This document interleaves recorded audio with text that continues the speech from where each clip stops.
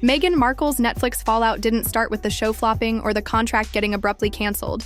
It started with cardboard signs, loud rap music, and a controversial video she never should have filmed. The whole thing spiraled.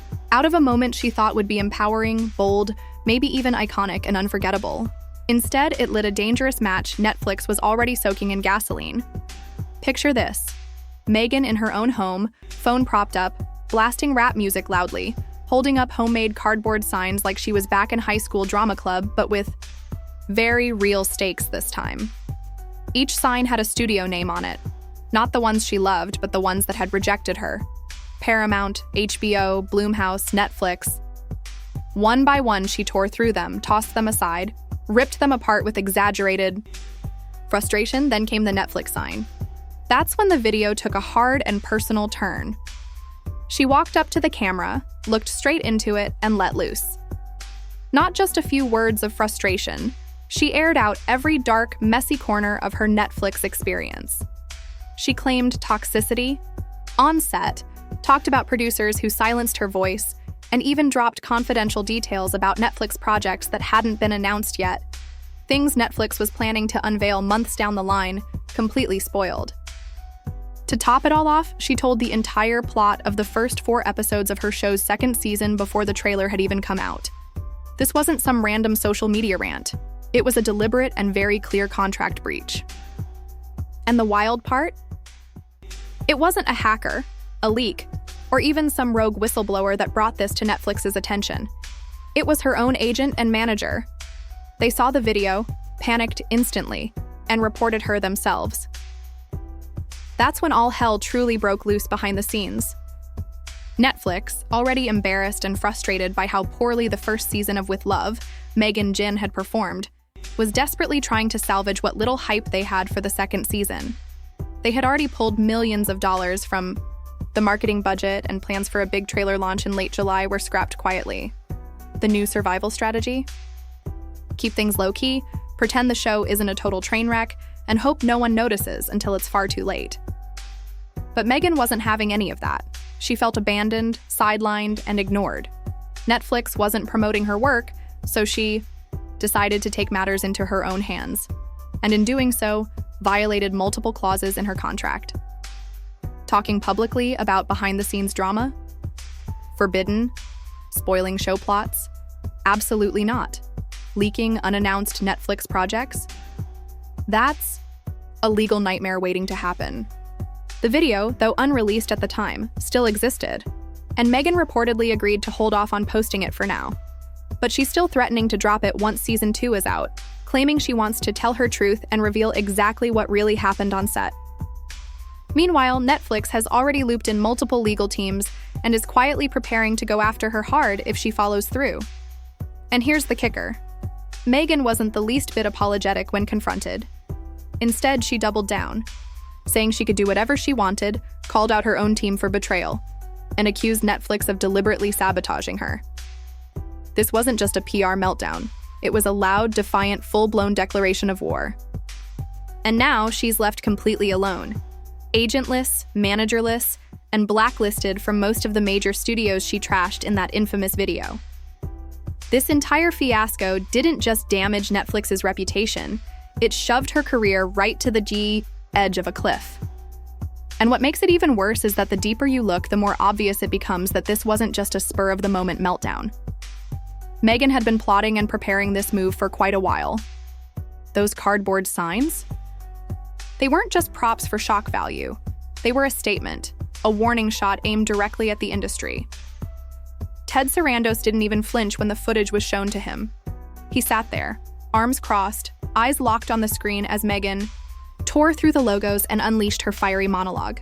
According to one insider, he didn't say a single word for a solid 2 minutes after it ended. Then, with absolute finality, he turned to his legal team and said, "We're done with her. Make it clean." That's how fast it all unraveled. Meghan thought she was bravely exposing a broken system, but what she really did was hand Netflix every single reason they needed to bury the partnership for good. Internally, they had already been on edge about her. The show hadn't hit the expected numbers. Viewership was embarrassingly low, critical reception was brutal, and the audience score was buried deep in the dirt. Season 1 was supposed to be a bold, personal passion project that redefined her post-royal image. Instead, it became a late-night punchline, and season 2 wasn't looking much better. Netflix had already been quietly shifting resources away from it long before the video surfaced.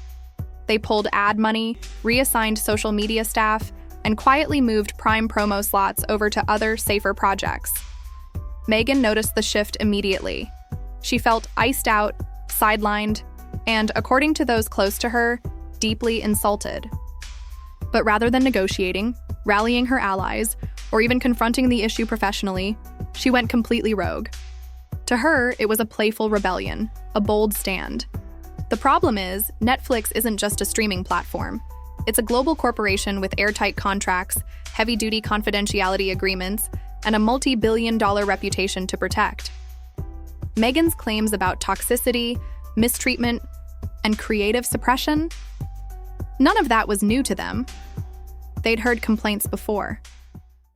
What crossed the unforgivable line was her decision to spoil unreleased material and openly disclose confidential studio strategies, actions that easily hit the legal threshold for a breach.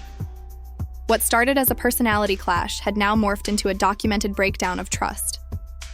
Her agents didn't report her to Netflix simply out of panic. They did it to save their own careers. Their reputations were tied to hers. They had pitched her to executives, vouched for her professionalism, and convinced Netflix she could carry an entire show on her own shoulders. When the video surfaced, that credibility disintegrated overnight. It didn't take long for Meghan to turn on them too. Behind the scenes, she was livid, accusing her team of sabotage, claiming they were jealous of her independence, insisting they wanted to control her every move and image. But the truth was far less dramatic. They were exhausted, burned out. One of her longest-serving team members allegedly told a friend, "We spent 2 years putting out fires. This time she lit the whole forest herself and then walked away smiling." Even Netflix's top executives were caught off guard by just how far she went. Greg Peters, the co-CEO, was reportedly visibly shaken after watching the final cut of the video.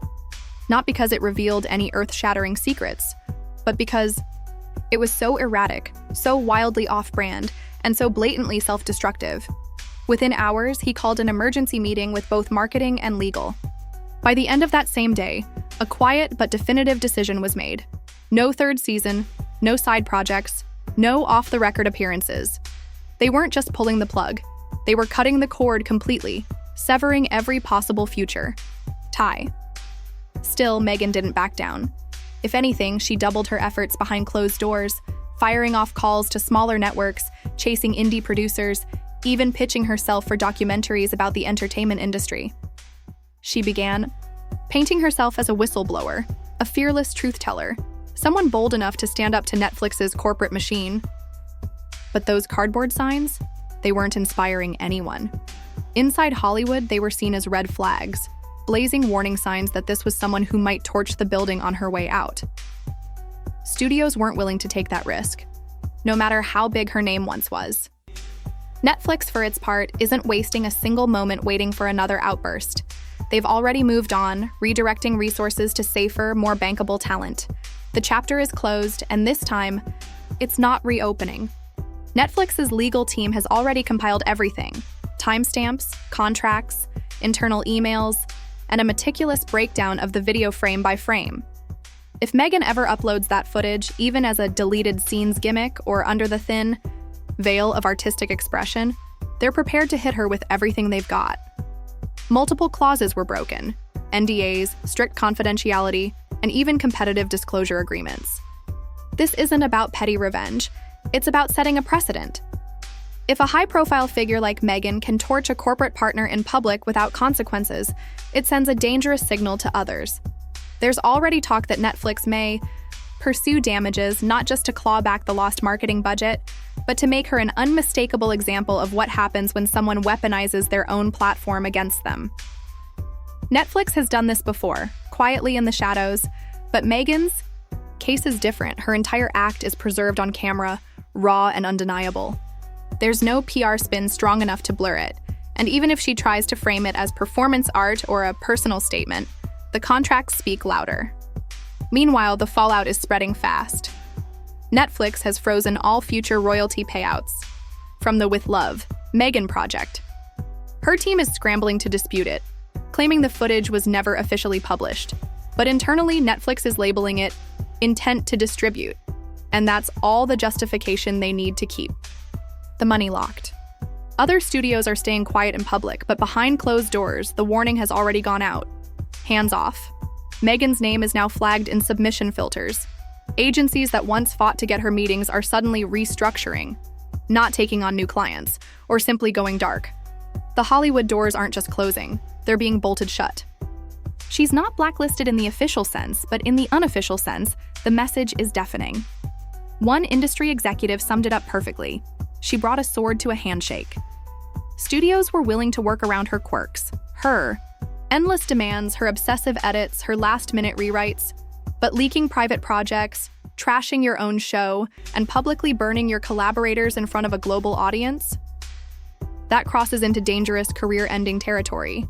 Even her fan base is fractured. Some still stand by her, praising her for being bold and speaking her truth. But even among her most loyal supporters, there's confusion. Why sabotage your own show? Why attack the very platform that handed you creative control, a massive audience, and millions of dollars to elevate your brand? The answers don't feel strategic.